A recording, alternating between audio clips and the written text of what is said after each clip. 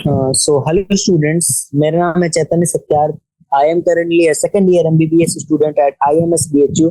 और आज हम लोग जो बचा हुआ पार्ट है ह्यूमन हेल्थ एंड डिजीज का उसको कंप्लीट करने वाले हैं, जिसमें mainly drug and alcohol abuse और उसके रिमीडिएशन को देखेंगे। और उसके बाद हम लोग एक्सरसाइजेस करेंगे। ठीक है, तो लेट्स स्टार्ट। तो सबसे पहले the immediate adverse effects of the drug and alcohol abuse are manifested in the form of reckless behaviour, vandalism and violence. ठीक है, जैसे ही नशा करते हैं लोग, नशा लोगों को हो जाता है, उसके सबसे पहले उनका बिहेवियरल चेंज होता है, जिसमें वो उनका बिहेवियर रूड हो जाता है और वो चीजों को तोड़फोड़ करते हैं, लोगों को मारते पीटते हैं, ऐसा बिहेवियर हो जाता है। ठीक, एक्सेसिव डोजेज ऑफ ड्रग में lead two comma and death. Excessive dose होने से क्या होगा? कोमा एंड डेथ हो सकता है ड्यू टू क्या? या तो रिस्पिरेटरी फेलियर, हार्ट फेलियर, या फिर ब्रेन हेमरेज। ठीक है, इन तीन चीजों से मौत हो सकती है। एक कॉम्बिनेशन ऑफ ड्रग्स और their intake along with alcohol. ठीक है, यानी कि जब लोगों को सिर्फ ड्रग से नशा नहीं होता है, उनको हाई फील नहीं होता, क्योंकि वो क्रॉनिकली ले रहे होते हैं, उनका रिसेप्टर जो है इनसेंसिटिव हो जाता है, तो वो लोग हाई फील करने के लिए क्या करते हैं? या तो अल्कोहल के साथ लेते हैं या फिर कॉम्बिनेशन ऑफ ड्रग्स को यूज करते हैं। This generally results in the overdosing and even deaths. The most common warning signs of drug and alcohol abuse among youth include drop in. अब देखो, कोई ड्रग ले रहा है तो उसका सबसे पहले उसके लाइफ में क्या क्या चेंजेस आते हैं? Drop in academic performance, unexplained absence from school and college. ठीक है, लोग जाते हैं बाहर नशा करने के लिए स्कूल और कॉलेज बंक करके। Lack of interest in personal hygiene, withdrawal, isolation. Withdrawal मतलब क्या कि जब उनको नहीं मिलता है तो उन्हें एंजाइटी और बाकी सिम्टम्स आने लगते हैं। आइसोलेशन, अकेले अकेले रहेगा। डिप्रेशन, फटीग, थका थका रहेगा। Aggressive and rebellious behaviour, deteriorating relationships with family and friends, and loss of interest in hobbies, change in sleeping and eating habits, fluctuation in weight and appetite। ठीक है, ये सारे याद रखने हैं हमको। Next, there may be some far-reaching implication of drug and alcohol abuse. If an abuser is unable to get money to buy drugs, he or she may turn into stealing। ठीक है, समझ गए ये बात? Next, the adverse effects are just not restricted to the person who is using the drugs. At times, a drug or alcohol addict may become the cause of mental and financial distress to his or her entire family or friends। ठीक है, कभी कभी क्या हो सकता है कि वो चोरी करना शुरू कर देगा, उसको पैसे नहीं मिलेंगे और उसी कारण अपने फैमिली के लिए डिस्ट्रेस बन जाएगा, घर से पैसे चुरा लेगा या फिर कुछ कुछ भी कर देगा। ठीक है, तो उससे फैमिली को भी प्रॉब्लम हो सकती है, ऐसे जो लोग क्रॉनिकली ड्रग अब्यूज करते हैं।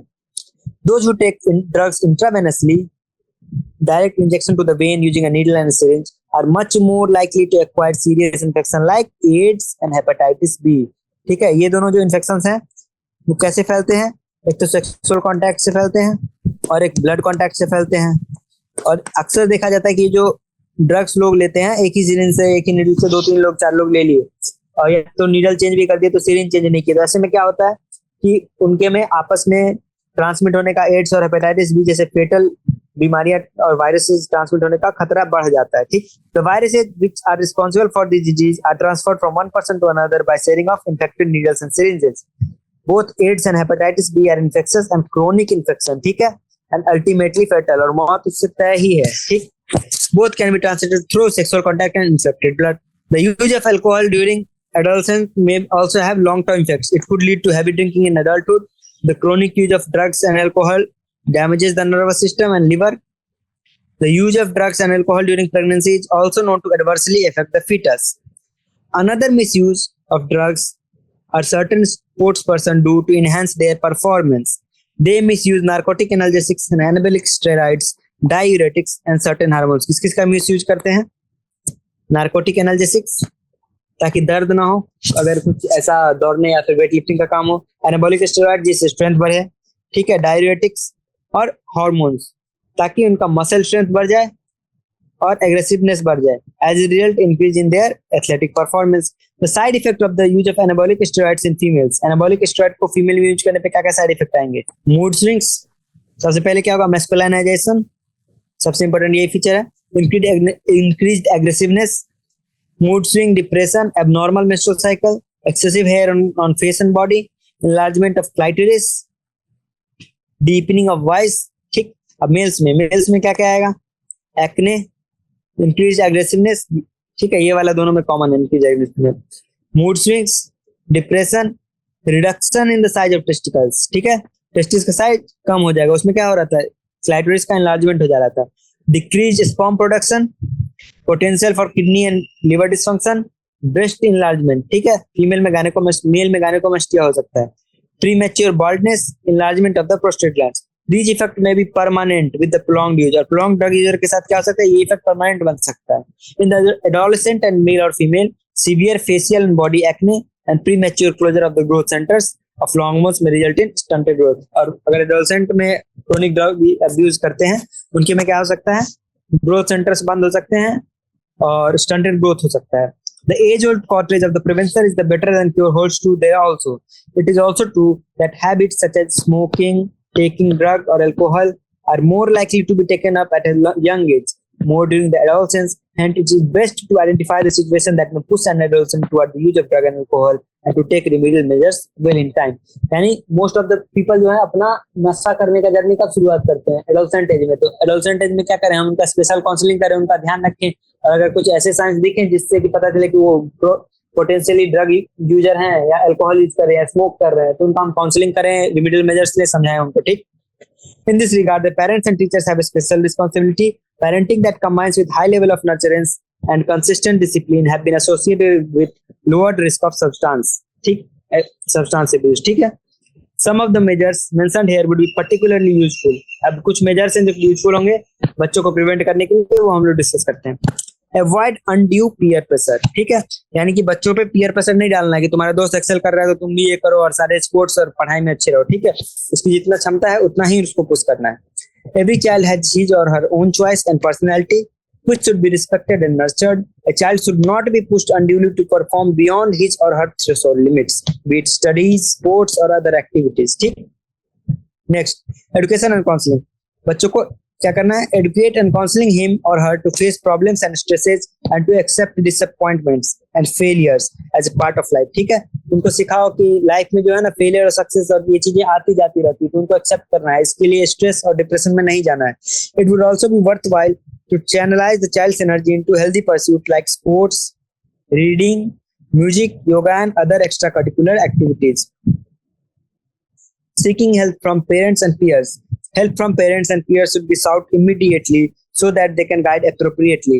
Help may even be sought from close and trusted friends, ठीक है।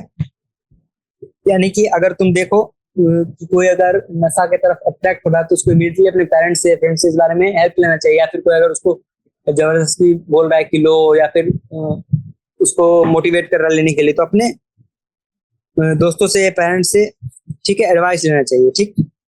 Next, looking for danger signs। Alert parent and teachers need to look and identify danger signs। Even friends, if they find someone using drugs or alcohol, should not hesitate to bring this notice to parents or teacher in the best interest of the person concerned। Appropriate measures would then be required to diagnose the malady and underlying cause। This would help in initiating the proper remedial steps or treatment, ठीक। Next, seeking professional and medical help। अगर कोई अब फंस चुका है इस cycle में तो वो क्या करे। A lot of help is available in the form of highly qualified psychologists, psychiatrists and de-addiction and rehabilitation programs to help individuals who have unfortunately got into quagmire of drug or alcohol abuse।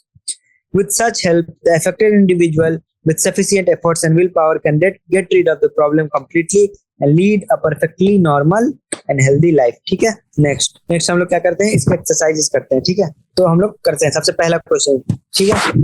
पहला question क्या है हमारे पास, what are the various public health measures which you would suggest to as safeguard against the infectious disease। तो क्या हम लोग कर सकते हैं, the safety measure हम लोग क्या क्या ले सकते हैं, which we can take to safeguard against infectious disease। सबसे पहले एजुकेशन, यानी कि लोगों को एडुकेट करेंगे कैसे बीमारियां फैलती हैं, इन्फेक्शियस डिजीज कैसे होता है और उनसे कैसे बचा जाए, ठीक है।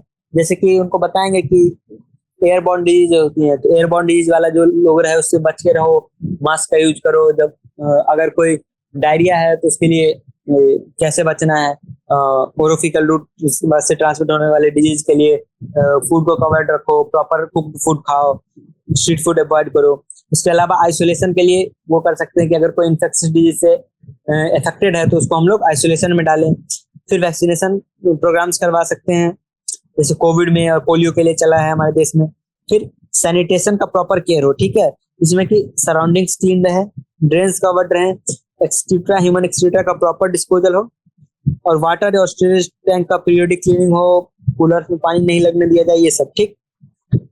उसके अलावा पर्सनल हाइजीन जो है उसके बारे में लोगों को, स्पेशली स्टूडेंट्स को स्कूलों में छोटी एज में एडुकेट किया जाए, ताकि अपनी लाइफ में उनका पर्सनल हाइजीन बेटर रहे और वो काफी इन्फेक्शियस डिजीज से बच सकें। उसके अलावा सैनिटरी पैड जो है वो सब फीमेल्स को डिस्ट्रीब्यूट किया जा सकते हैं, कॉर्नर डिस्ट्रीब्यूट किया जा सकते हैं। ठीक है, ताकि जो भी इन्फेक्शन हो सकते हैं, जैसे कि इम्प्रॉपर मेंस्ट्रुअल हाइजीन के कारण या फिर सेक्सुअल ट्रांसमिटेड डिजीज से वो बच सकें। उसके अलावा इरेडिकेशन ऑफ वेक्टर्स, इस पे भी हम लोग ध्यान दे सकते हैं। गवर्नमेंट के द्वारा प्रोग्राम चलाया जा सकता है और पेस्टिसाइड्स स्प्रे किए जा सकते हैं फ्री ऑफ कॉस्ट, ताकि वेक्टर्स का एलिमिनेशन हो सके और लोग डिजीज से बच सके। ठीक। Next, in which way has the study of biology help us control infectious disease. ठीक है, कैसे स्टडी ऑफ बायोलॉजी जो हमको इन्फेक्शियस डिजीज के कंट्रोल में हेल्प किया है। ठीक। तो बायोलॉजी में एक ब्रांच होती है, बायोलॉजी है जो ब्रांच, इसको कहते हैं पैथोलॉजी। पैथोलॉजी किस चीज से डील करता है? जो भी पैथोजेंस है उनका life cycle, structure, reproduction etcetera को हम लोग स्टडी कर सकते हैं। ठीक है, इसमें हम लोग क्या कर सकते हैं कि हम लोग जब पैथोलॉजी में जब किसी डिजीज का स्टडी करेंगे तो उससे पता चलेगा वो डिजीज कैसे फैलता है, उसके क्या साइंस एंड सिम्टम्स होते हैं। तो इससे हम क्या मिलेगा कि साइंस एंड सिम्टम्स और टिश्यू के चेंज फॉर्म से हम पता लगा पाएंगे कौन सी डिजीज है और उसको कैसे प्रिवेंट कर सकते हैं। अगर कोई वेक्टर बॉर्न डिजीज है, कोई ऐसा डिजीज इन्फेक्शन है जिसमें वेक्टर आ रहा है, तो हम लोग उस वेक्टर को एलिमिनेट करके डिजीज को एलिमिनेट कर सकते हैं। ठीक है, और कोई लंग को इफेक्ट कर रहा है डिजीज, तो हम उसमें क्या कर सकते हैं, मास्क का यूज कर सकते हैं एटसेट्रा। ये सब हम लोग बायोलॉजी हम लोग को इस तरह से हेल्प किया है। ठीक, through the study of the organisms and their life cycle. Next, how does transmission of each of the following disease take place. सबसे पहला एमीबियासिस। एमीबियासिस कैसे ट्रांसफर होता है? अमीबियासिस, अमीबियासिस क्या होता है? इन्फेक्टेड वाटर स्लैश फूड से। ठीक, जिसमें कि अमीबिक सिस्ट्स हों, यानी इन्फेक्टेड वाटर और फूड कंटेनिंग अमीबिक सिस्ट। दूसरा मलेरिया। मलेरिया कैसे फैलता है? सबको पता है, through the bite of the female anopheles, bite of female anopheles infected with plasmodium. Plasmodium से इन्फेक्टेड होता है। ठीक है, उसका लाइफ साइकिल पता ही है, तुम लोग को अभी पढ़ाई थी कल। एस्कैरियासिस, एस्कैरियासिस कैसे ट्रांसफर होता है? ओरो फीकल रूट से, through the infected water, vegetables, fruits, जिसमें कि एग ऑफ द पैरासाइट हो। पैरासाइट कौन सा होता है? एस्कैरिस। ठीक, एस्कैरियासिस में कौन सा पैरासाइट होता है? एस्कैरिस। चौथा न्यूमोनिया। न्यूमोनिया कैसे फैलता है? बैक्टीरिया से। कौन सा बैक्टीरिया? स्ट्रेप्टोकोकस न्यूमोनी और हीमोफिलस इन्फ्लुएंजी। तो ये कैसे फैलता है? एरोसोल से। अब एरोसोल से दो तरीके से फैल सकता है। कैसे?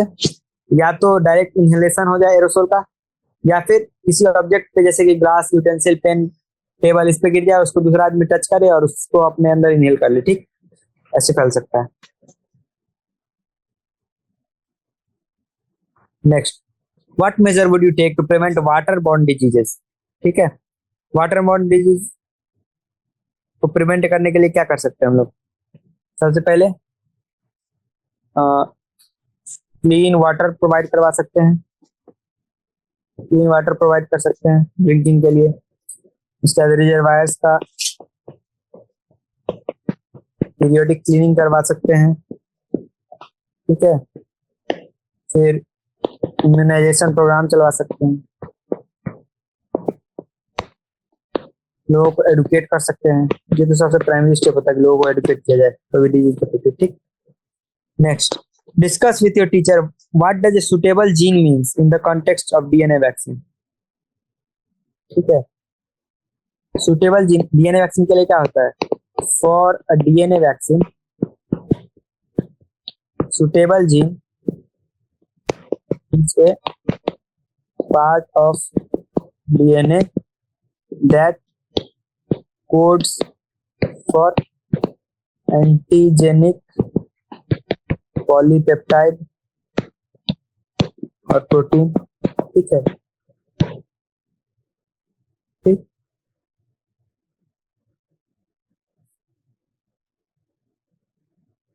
डीएनए में क्या है, सुटेबल जीन वही है जो पॉलीपेप्टाइड एंटीजन का पॉलीपेप्टाइड बनाए और जो साथ ही साथ उसका हार्मफुल इफेक्ट को हम लोग हटा देंगे, फिर उसको प्लाज्मिड के साथ बाइंड करके उसका लार्ज स्केल प्रोडक्शन कर लेंगे। ठीक, ये होता है। और name the primary and secondary lymphoid organ, name करना से प्राइमरी लिम्फोइड ऑर्गन क्या होगा, bone marrow and thymus. Secondary lymphoid organ में क्या होगा, spleen, lymph node, tonsil. Primary में क्या होता है, development and maturation of the lymphocyte होता है। यहाँ पे क्या होता है, एक्सोल साइट जहाँ पे इंटरेक्शन होता है लिम्फोसाइट्स का एंटीजन से या पैथोजन से। ठीक है, next, the following are some well known abbreviations which have been used in this chapter. Expand each of them to their full form. अब देखो क्या है, MALT। MALT का क्या मतलब होता है, mucosa associated lymphoid tissue. CMI का क्या मतलब होता है, सेल मीडिएटेड इम्यूनिटी। एड्स का फुल फॉर्म क्या होता है, acquired immuno deficiency syndrome, NACO। इसका क्या मतलब होता है, national AIDS control organisation. HIV का क्या फॉर्म होता है, ह्यूमन इम्यूनो डेफिशिएंसी वायरस। ठीक, differentiate the following and give examples of each. Innate and acquired immunity. सबसे पहले क्या करेंगे, इनेट, फिर लिख देंगे एक्वायर्ड। इनेट इम्यूनिटी क्या होगा, प्रेजेंट सिंस बर्थ, ये एक्वायर्ड ड्यूरिंग लाइफ टाइम। ये क्या होता है, नॉन स्पेसिफिक होता है, ये स्पेसिफिक होता है।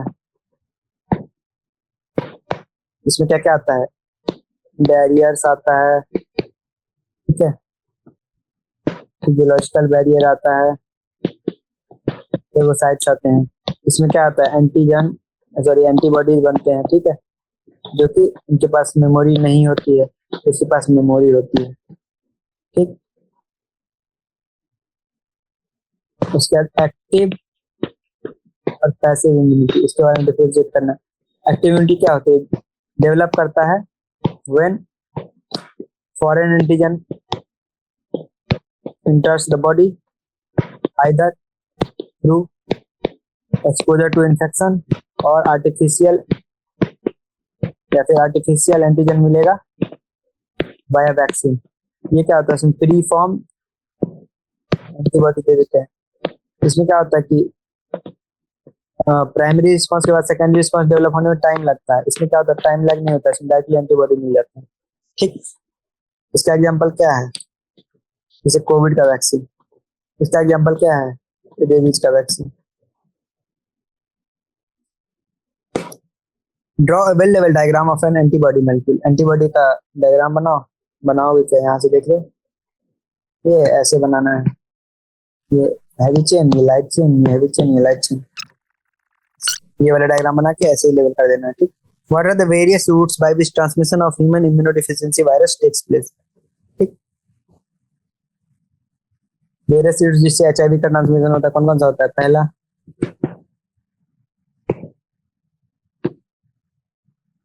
सबसे पहला सेक्सुअल रूट से, कैसे होगा, थ्रू सीमेन या वजाइनल डिस्चार्ज। दूसरा ब्लड ट्रांसफ्यूजन। तीसरा मदर से बेबी को होगा वाया प्लेसेंटल ट्रांसमिशन। चौथा नीडल शेयरिंग ड्रग एब्यूजर में, ठीक है।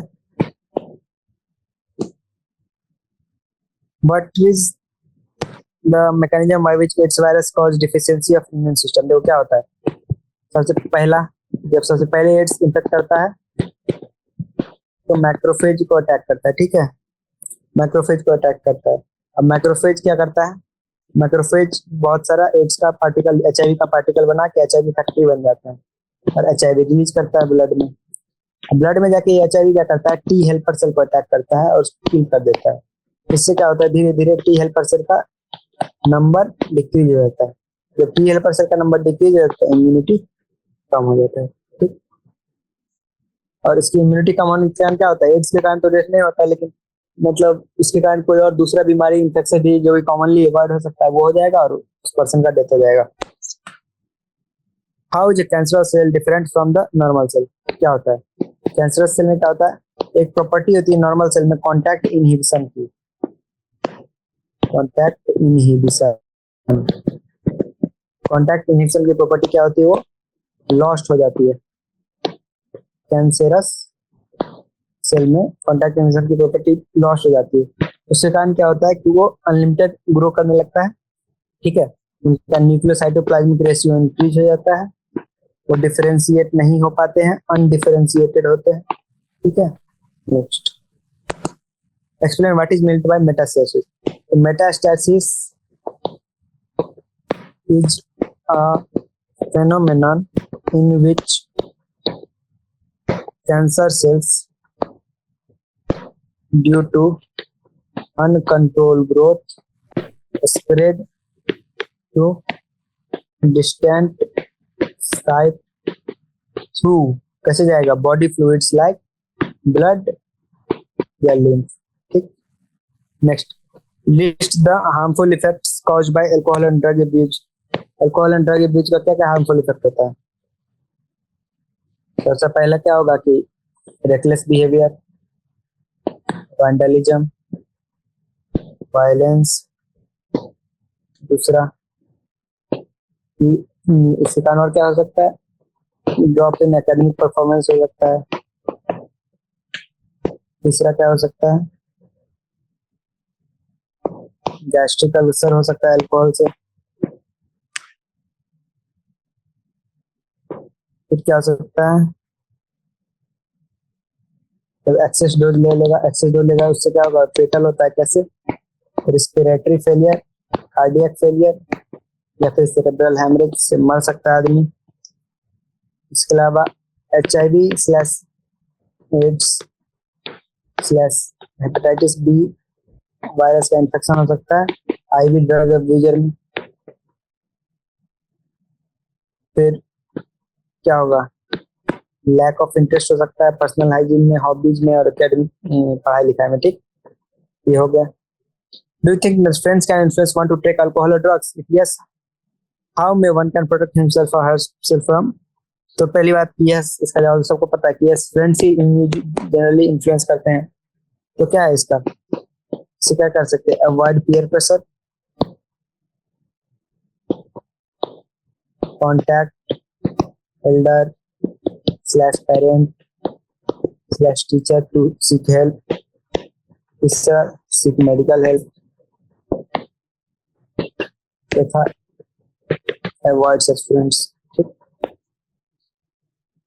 Why is that once a person starts taking alcohol or drugs, it is difficult to get rid of his habit discovery teacher? क्यों, क्योंकि जब we leave alcohol, when we leave alcohol slash drug, withdrawal symptoms occur. withdrawal symptom होते हैं। withdrawal symptom में क्या होता है, anxiety, headache, shakiness etcetera होता है, ठीक है।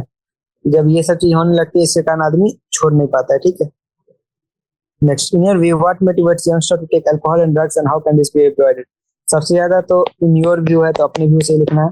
इसलिए मेरे व्यू में क्या है कि सबसे ज्यादा पीयर प्रेशर, दूसरा कि लोगों को लगता है कि it is cool to smoke and drink, तीसरा कि टू मच स्ट्रेस है परफॉर्मेंस का, तो इससे एस्केप करने के लिए, ठीक है। और चौथा क्या, ये तो पीयर प्रेशर हो गया, यही सब मैंने, ठीक। तो हो गया ये चैप्टर कंप्लीट। हम लोग अब अगला कोई चैप्टर करेंगे। सेशन के लिए थैंक यू।